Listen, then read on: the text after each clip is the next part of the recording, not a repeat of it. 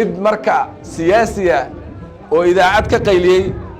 oo yidhi ciidan ma jiro dawladdu ciidan ma leh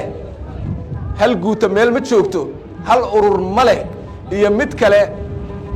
oo Facebook ka soo qayliyey oo ciidankeenna wax u dhimaya oo niyadda ka dilaya oo dadka kala qayminaya waxaasoo dhan idinma khuseeyaan meel iska dhiga mas-uuliyaddu idinka idin saaran tahay waxaan rabnaa inaad dhahdaan waa beentiin waxaan rabnaa inaad ficil ugu sheegtaan inuu ciidankeennu xoog badan yahay inuu dhismayo inuu jiro inuu geesiyaal yahay inuu horu u soconayo ciidanka xoogga dalka Soomaaliyeed uu jiraa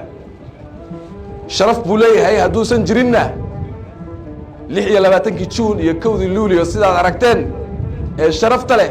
ee karaamada leh shacabkeennu uguma damaashaadeen caasimadda Muqdisho iyo magaalooyinka kale ee dalka ayagaa sugay amniga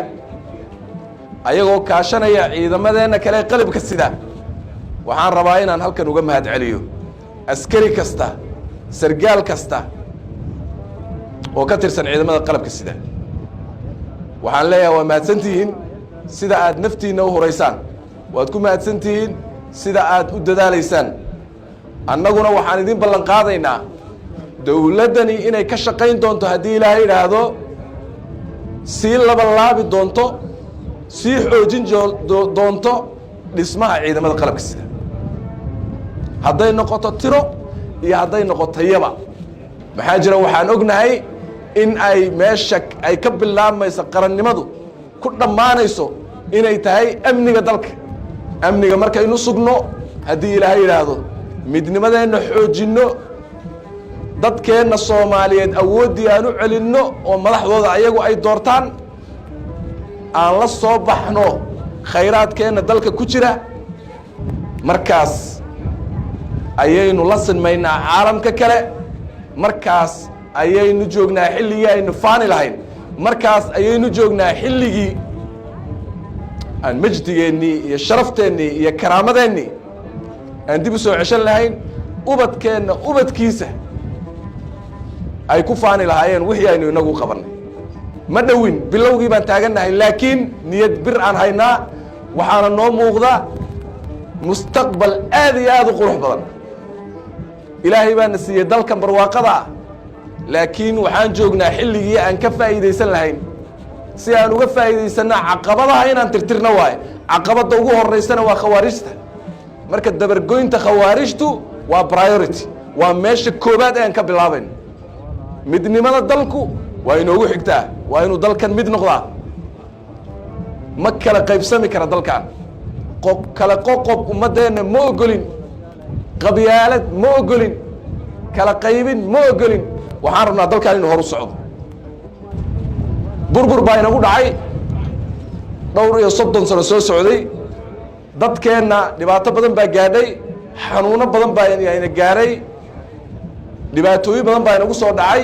waxay nagaga tageen raadad aan qurux badnayn waxaan u baahannahay marka jidadkaas iyo xanuunadaas jira ee wada naqaano qabyaaladu ka mid tahay oo hanyaridu ka mid tahay oo wadaniyad la'aantu ka mid tahay oo naftii hurannimada qofku uusan dalkiisa u huraynin ay ka mid tahay waxaan rabnaa taa in laga baxo waxaan rabnaa inaan taa ka guurno oon u guurno wadaniyad soomaalinimo geesinimo wixii askarigeenna Soomaaliyeed iyo kii aabbayaalkiin iyo awowyaashiin lagu yaqiinay halkaas inaan u guurnaan u baahannahay waddan kasta oo qurux badan oo qiimo badan oo dhaqaalo badan oo xoog badan dad baa naftooda u soo huray dad baa soo dhisay weliba xoogooda difaacayaashooda nafti hurayaashooda ayaa aas-aaska u dhigay bayska u dhigay dawladdan Turkiga ee walaalahanahay hadda ee aad ina caawinaysa ee kuliyaddan quruxda badan inoo dhistay xaggay ka timid inay sidaan ahaato yaa keenay way iska timid taariikhdooda ma laydin sheegay ma soo akhriseen rag baa saas ka soo dhigay innaga ciidankeenii burburkii ka hor xaggee ka yimid yaa hoggaaminayey waxaan u baahannahay markaa inaad maskaxda mar kale aan ku celinayaaye maskaxda iyo fikirka